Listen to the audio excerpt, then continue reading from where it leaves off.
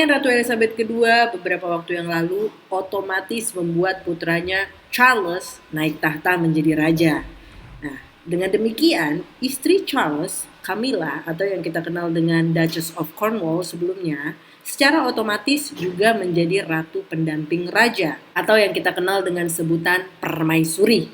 Tapi rumor perselingkuhan mereka berdua pada saat masing-masing masih punya pasangan, ya kan? Perselingkuhan mereka ini bukan cuma diketahui oleh pihak keluarga ya, kalau kita kan keluarga teman yang tahu gitu kan. Ini enggak, bukan cuma keluarga, bukan cuma teman dekat, bukan cuma Inggris, tapi satu dunia tahu tentang rumor perselingkuhan mereka. Do you think Mrs. Parker Bowles was a factor in the breakdown of your marriage? Well, there were 3 of us in this marriage, so it was a bit crowded. Nah, makanya hal itu pula lah yang memicu perdebatan atas pemberian gelar pada Camilla. Tapi bukan perdebatan itu yang bakal kita bahas sekarang. Dari peristiwa itu, yang bikin gue penasaran justru adalah gelar ratu itu sendiri gitu. Karena pada saat Ratu Elizabeth memerintah, ada banyak ratu loh di situ. Mamanya Ratu Elizabeth dipanggilnya ratu juga, ya kan? Nah, neneknya Ratu Elizabeth juga dipanggil ratu. Nah, sebenarnya ada apa gitu loh di balik gelar ratu ini? Kenapa bisa sebanyak itu? Sebenarnya apa fungsi-fungsi dari mereka ini? The Queen. Nah, setelah melakukan pencarian panjang, akhirnya gue menemukan bahwa dalam silsilah kerajaan Inggris ada 5 tipe ratu dan masing-masing memiliki tugas yang berbeda-beda. Ayo kita bahas satu persatu. Queen Regent atau Ratu Penguasa adalah seorang ratu yang punya pangkat yang sama dengan raja.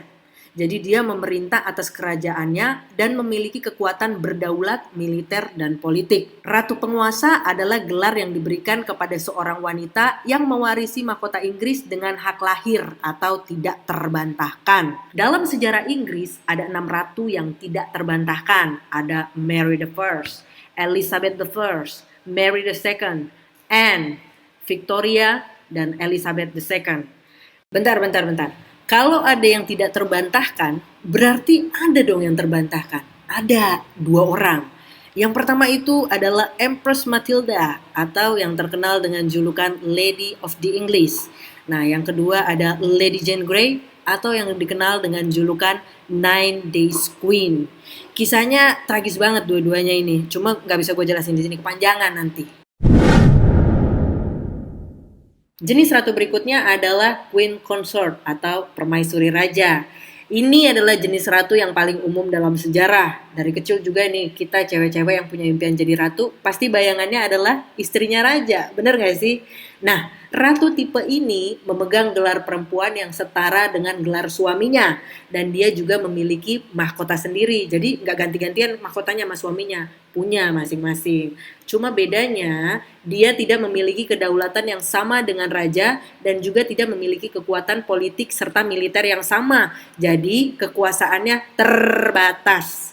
Nah, inilah dia gelar yang akan disandang oleh Camilla dan semua wanita yang suaminya resmi menjadi Raja Inggris. Nah, jenis ratu yang berikutnya adalah Queen Regent atau Ratu Wali. Kalau yang pertama tadi kan ada Queen Regent. Nah, ini Queen Regent. Mirip tuh kayaknya. Oh enggak, jauh bedanya. Enggak bisa disamakan. Queen Regent adalah wali dewasa dari seorang raja yang masih anak-anak.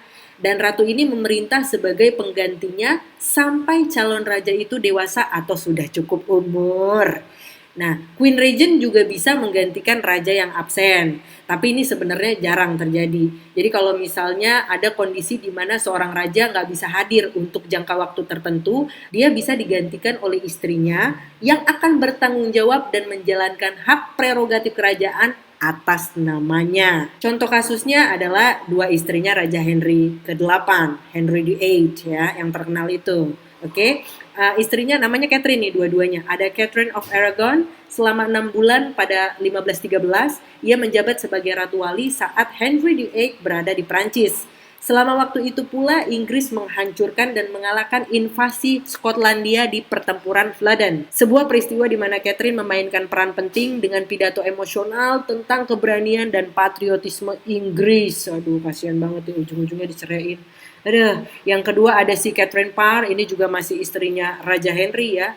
Diangkat menjadi Ratu Wali dari Juli hingga September di tahun 1544. Ketika Henry sedang dalam kampanye militer di Prancis. Bahkan dia memberikan wasiat kepada Catherine Parr, kalau misalnya dia kehilangan nyawanya pada saat kampanye itu, Catherine Parr akan menjadi Ratu Wali untuk Edward atau putra mahkotanya sampai si Edward tersebut dewasa. Oke, lanjut. Ratu yang berikutnya adalah Queen Dowager. Ini adalah janda seorang raja. Si ratu ini masih memiliki gelar dan posisi penting sebagai mantan permaisuri. Tapi dia sebenarnya bukan permaisuri lagi, karena udah ada raja baru yang nantinya juga akan memiliki permaisuri. Makanya digantikan gelarnya menjadi Queen Dowager. Oh, jadi Ratu Victoria pada saat Prince Albert meninggal sama Ratu Elizabeth pada saat Prince Philip meninggal bisa dibilang Queen Dowager juga dong? Enggak, kenapa? Karena mereka bukan jandanya raja. Contoh yang paling gampang ya, kalau Raja Charles meninggal sebelum Camilla, si Camilla pun akan menjadi Queen Dowager. Oke, next. Nah, ini yang paling terakhir, tapi yang paling ribet menurut gue. Jadi Queen Mother adalah seorang ratu yang adalah Queen Dowager dan juga merupakan ibu dari raja atau ratu yang memerintah. Sebenarnya istilah Queen Mother ini udah lama ada. Cuman mulai muncul kembali di eranya Ratu Elizabeth menjadi seorang penguasa. Kenapa? Gini alasannya. Karena di zaman-zaman sebelumnya, seorang ibu suri itu pada saat suaminya meninggal, dia akan dipanggil dengan sebutan namanya kembali. Contohnya seperti neneknya Ratu Elizabeth, istri dari Raja George V. Pada saat Raja George V meninggal, dia kembali dipanggil dengan sebutan namanya, yaitu Queen Mary. Nah, kebetulan di eranya Ratu Elizabeth menjadi penguasa, nama mamanya ini kan sama-sama Elizabeth. Si sang Ratu Regnan ini pun namanya Elizabeth. Jadi supaya tidak bingung, mereka menggunakan kembali istilah Queen Mother ini. Jadi supaya warga Inggris atau seluruh dunia nggak bingung.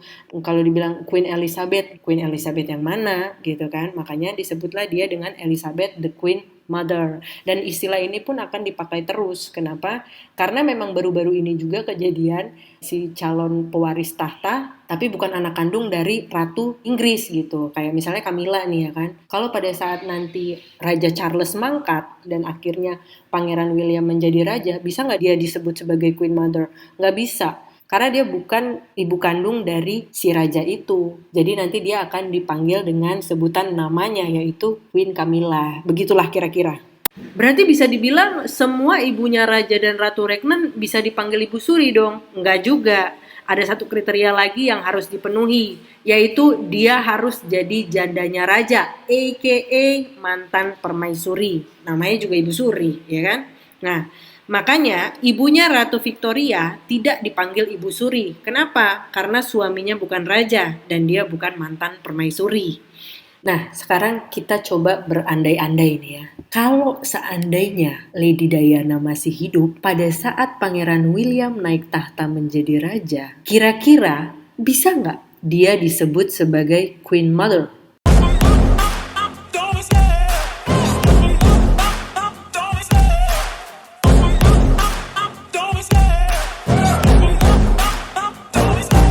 Love the chase and the hunt, and I set the pace when I'm running. I always take what I want and I always give it 100. Don't need a bank, no I'm funded. Play the game like it's nothing. I'm always thankful for something. Don't take for granted, stay humble. Now wake up!